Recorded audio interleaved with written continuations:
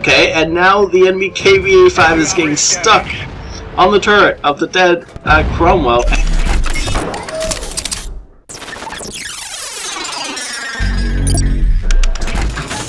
Hey folks, this is ioEther, and we're back playing some more World of Tanks.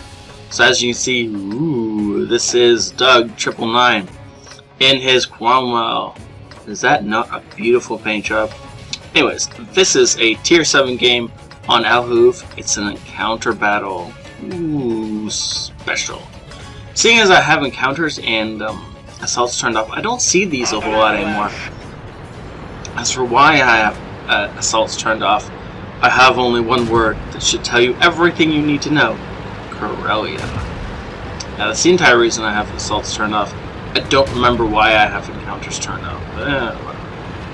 I always enjoy them when I happen to see them, but I don't want to play them on a regular basis.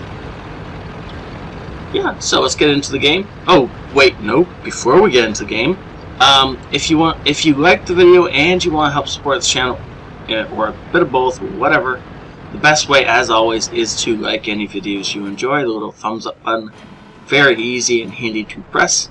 Of course, if you dislike anything, it's also very easy to hit the dislike button, which also helps out the channel tremendously. Whatever you do will help out the channel as long as you put input in comments. Comments will do it. Anyway, so let's get into the game before he fires the shot. For some reason, there is an M7 in the cap. Why? Why, Mr. M7? Are you trying to commit suicide? Because there are much easier ways to die in this game. Drive up in front of a Btw, for example. That will kill you. Unfortunately, I don't think we have a Btw on our team. But we have an SU-152. That'll do it, too. Sitting in the cap, however, at the start of the game is an equally good way to die. And it is equally ineffective. Well, no, I guess if you drove up in front of an SU-152, you could probably get a couple of shots into it first, so it'd be more effective to die that way.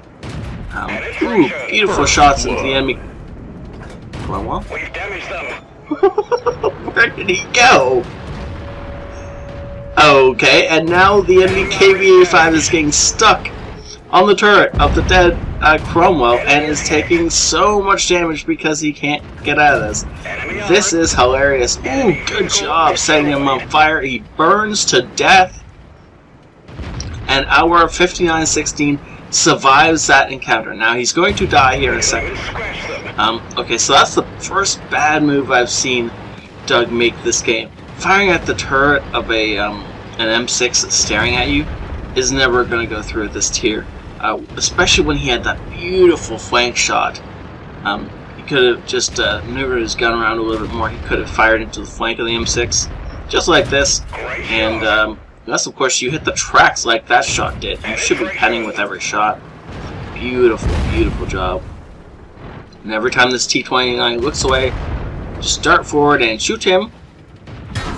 And you kind of like this, except you don't only spend that long looking at him, because, of course, when he's looking back, there's a high likelihood he's going to shoot you. And the Cromwell is well known for its ability to have absolutely no armor at all. Wait, why do we have people in the cap?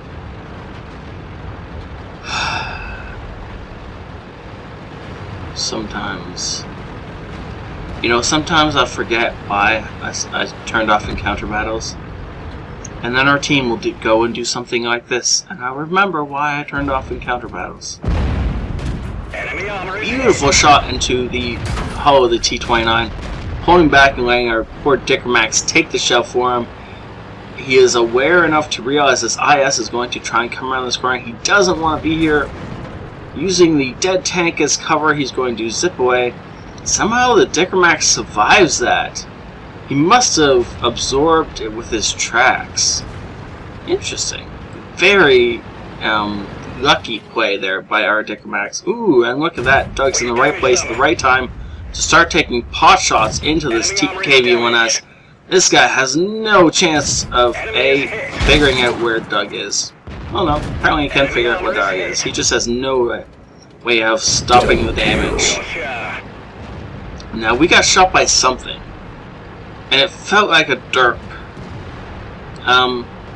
But I don't know what it was. And you know what? It may have been artillery. Ooh. Nice shot into the enemy Cromwell. Enemy Cromwell was looking at our T-29. We just kind of popped it and put a shell into him before he knew what hit him, before he could stop it. Now we still have a KV-1 here focusing down our silly little, what is that, Electo still in the cap?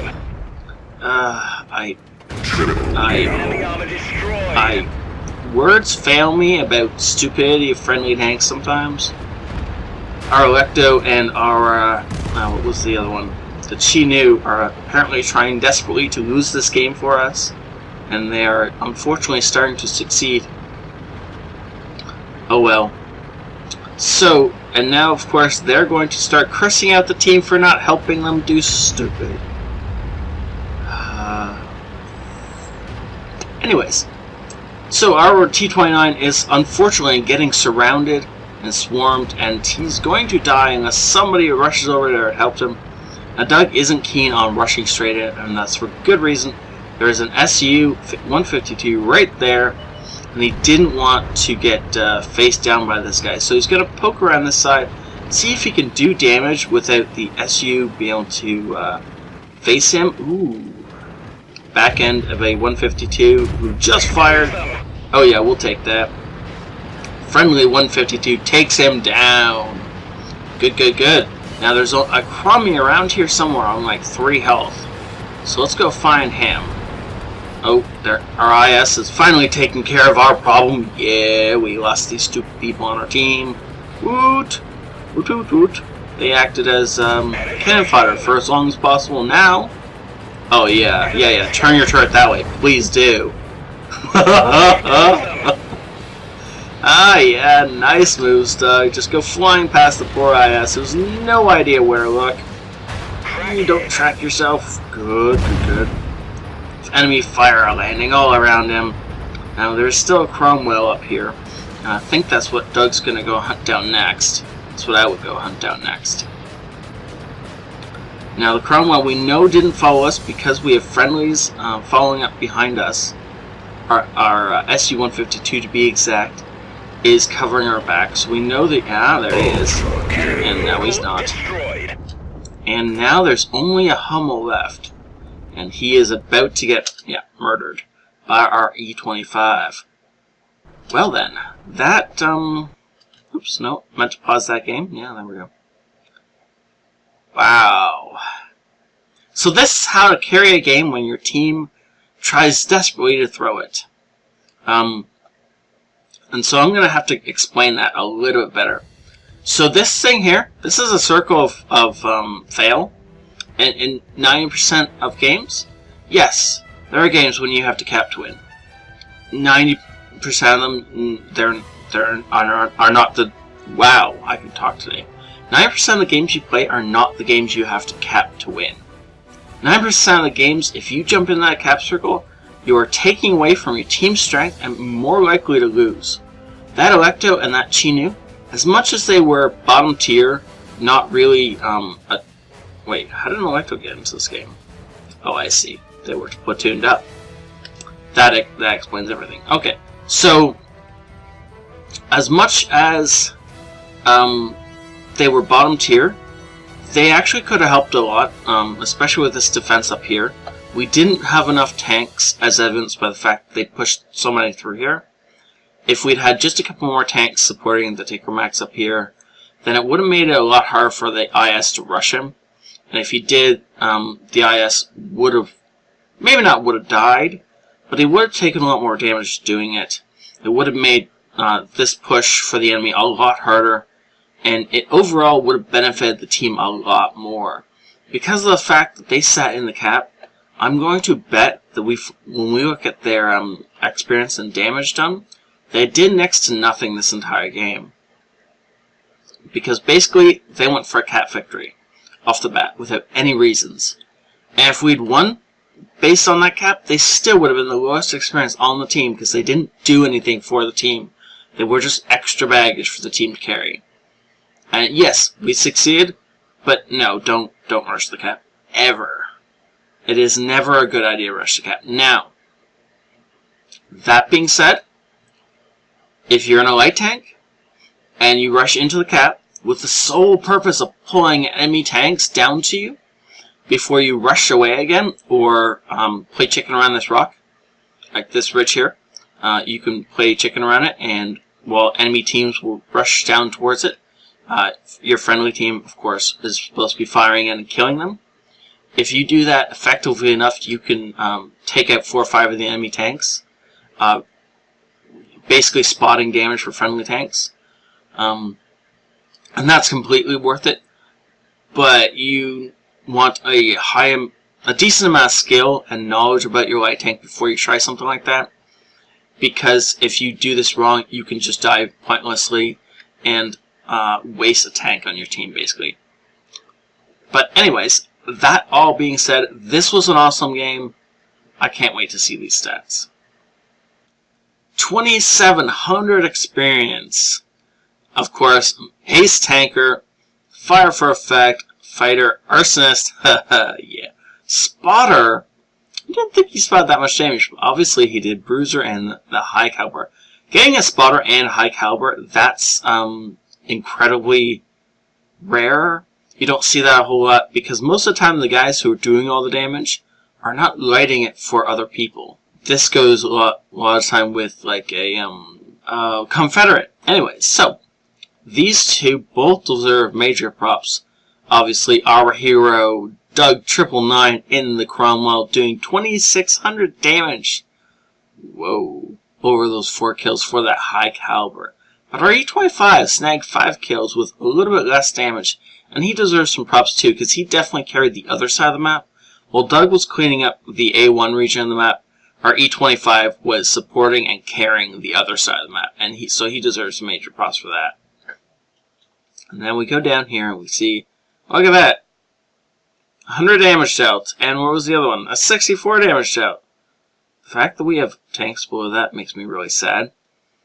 But these guys were not helpful to our team, and hopefully they learn next time are actually engaged in the battle and fighting for their team's chances of winning. Wait, what? Why is this M7 so far up the board?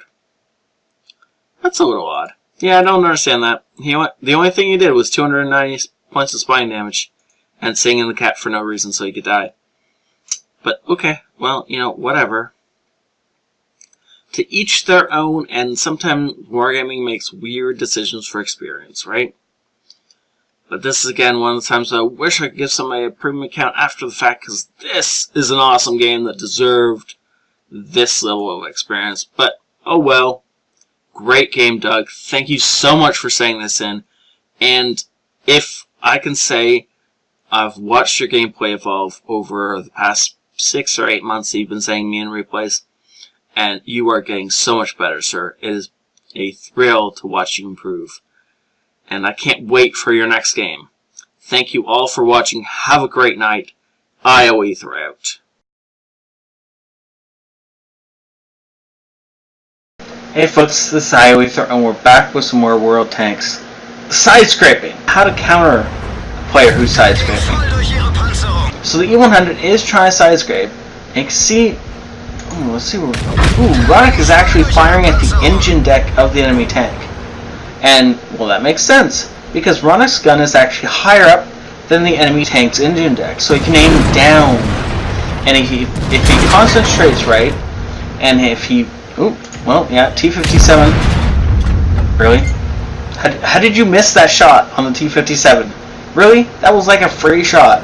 So the enemy 8-on-her is getting really pissed that Ronick can somehow penetrate him without being, you know, without exposing enough of his tank so that so this guy can kill Ronick. So Ronick's, yeah, again, gonna shoot for the engine deck.